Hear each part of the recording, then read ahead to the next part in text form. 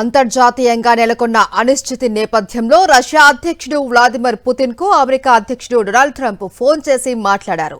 Iran యుద్ధం, చమురు సరఫరాలో అంతరాయం, మధ్యప్రాచ్యంలో ఉద్రిక్తతలు, ఉక్రెయిన్లో శాంతిని నెలకొల్పడం మొదలైన విషయాలపై ఇరువురు నేతల మధ్య చర్చలు జరిగాయి.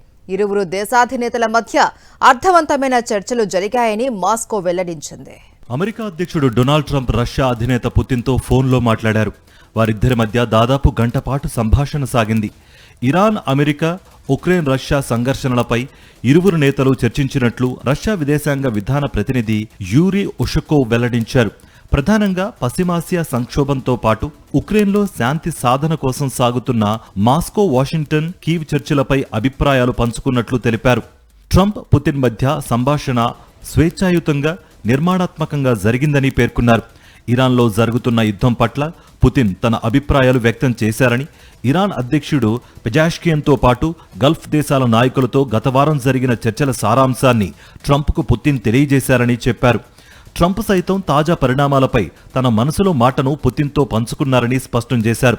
భారత్, చైనాలతో పాటు యూరోప్లోని మిత్రదేశాలకు చమురు సరఫరాను పునరుద్ధరించడానికి సిద్ధంగా ఉన్నామని పుతిన్ తాజాగా ప్రకటించారు.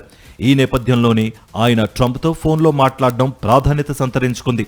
ఇరాన్పై యుద్ధం అతి త్వరలో ముగిసిపోతుందని తాను అంచనా వేస్తున్నట్లుగా అమెరికా అధ్యక్షుడు ట్రంప్ చెప్పారు. ఇరాన్పై గత 10 రోజులుగా జరుగుతున్న యుద్ధాన్ని స్వల్పకాలిక విహారయాత్రగా అభివర్ణించారు. ఇరాన్లో ఇప్పటిదాకా 5,000 లక్ష్యాలపై అమెరికా, ఇజ్రాయెల్ సైన్యం దాడి చేసిందని వెల్లడించారు.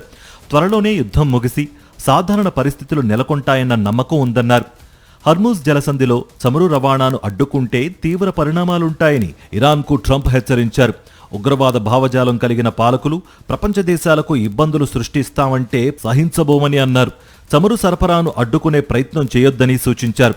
హర్మూజ్లో ఎలాంటి దుశ్చర్యలకు పాల్పడినా ఇప్పటిదాకా ఇరాన్ చేసిన దాడి కంటే 20 రెట్లు బలంగా ఆ దేశాన్ని దెబ్బ కొడతామని తేల్చి చెప్పారు. హర్మూజ్లో చమురు సరఫరాకు ఆటంకాలు లేకుండా చూస్తున్నామని, ఇది చైనాకు, ఇతర దేశాలకు తాము ఇస్తున్న బహుమతి అని వ్యాఖ్యానించారు.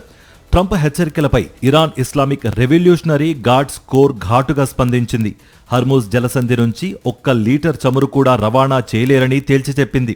తమ దేశంపై దాడులు ఇలాగే కొనసాగితే హర్మూజ్ నుంచి చమురు రవాణాను ఎట్టి పరిస్థితుల్లోనూ అనుమతించబోమని స్పష్టం చేసింది.